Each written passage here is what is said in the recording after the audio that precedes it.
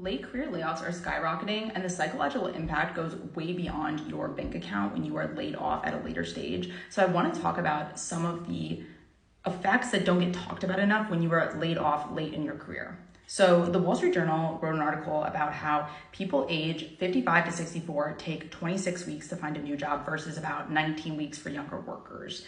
But what these numbers don't talk about is the kind of complete psychological reorganization that happens when your career narrative gets shattered that late in your career. For many people, your 50s are part of your peak earning years, where that kind of all that experience pays off.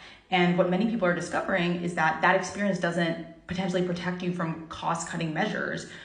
For many kind of higher ups that see your salary as a line item, not a potential life. And the psychology here is brutal, right? Like your identity has been wrapped up in your career for decades. And, suddenly, you're potentially unemployed and you're kind of questioning about how everything you believed worked.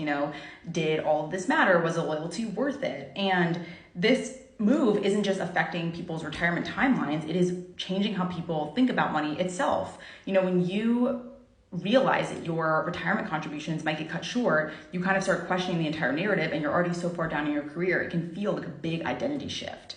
And the point that I keep driving home is that any sort of big financial event like going through a layoff can lead to a complete identity shift because so much of our identity is wrapped up in our money and then therefore our work and careers. And I think it doesn't get talked enough, especially for later stage layoffs. And so it's really important to think about how work plays a role in your life and how money plays a role in your life. So these events can feel less destabilizing because obviously when you get laid off, there's often a financial repercussion to that, but there also very much is a psychological repercussion. And while you can't often control the outcome of things, you can control kind of how you react and prepare for it.